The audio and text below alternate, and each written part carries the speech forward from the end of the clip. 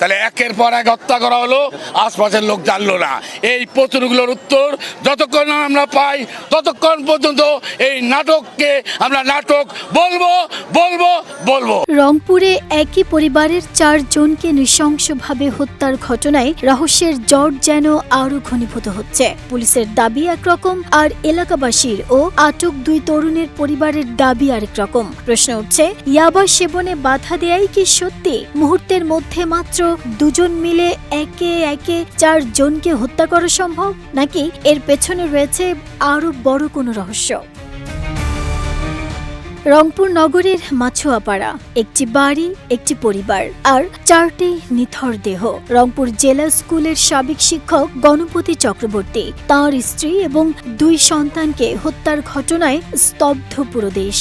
তদন্তের পর পুলিশ বলছে, বাড়ির ছাদে ইয়াবা সেবন করছিলেন 2 তরুণ মুগ্ধ ও স্নিগ্ধ।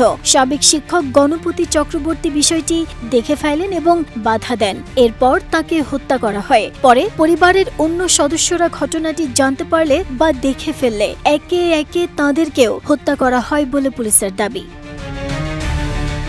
কিন্তু পুলিশের এই ব্যাখ্যা মানতে নারাজ আসামির পরিবার ও এলাকাবাসীর একটি অংশ। তাদের দাবি, এটি ইয়াবা সেবন নিয়ে আকস্মিক হত্যাকাণ্ড নয়, বরং পরিকল্পিত ডাকাতি এবং পরিকল্পিত হত্যাকাণ্ড এটি। তাদের প্রশ্ন, বাড়ির ভেতরে 4 জন মানুষকে হত্যা করার মতো ভয়ঙ্কর ঘটনা কি সত্যি মাত্র 2 জন জড়িত ছিল?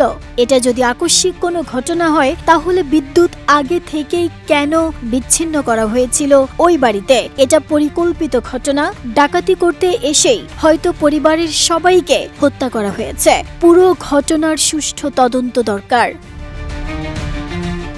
আরো বড় প্রশ্ন তুলেছেন আটক 2 তরুণের মা-বাবা। তাদের দাবি, তাদের সন্তানরা নির্দোষ।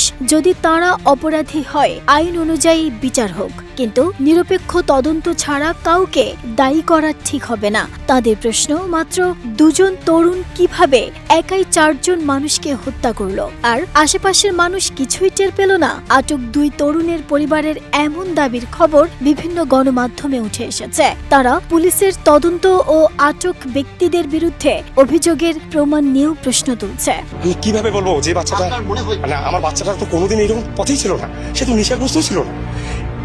কেউ বলতেও পারবে না যে নেশাগ্রস্ত। আমার এলাকায় জিজ্ঞেস করে দেখেন, কেউ বলতে পারে না। এদিকে হত্যাকাণ্ডের ঘটনায় ক্ষোভে ফুঁসছে রংপুর সহ সারা দেশ।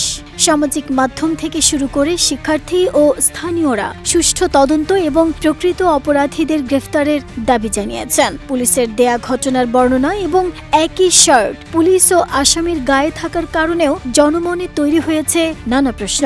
সামাজিক মাধ্যমে অনেকেই বলছেন, এটি সাধারণ কোনো খুন নয়।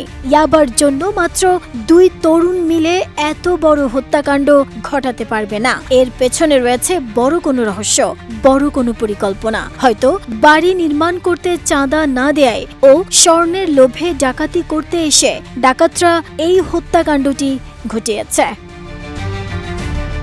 নাহিদা স্মৃতি, দেশ রূপান্তর।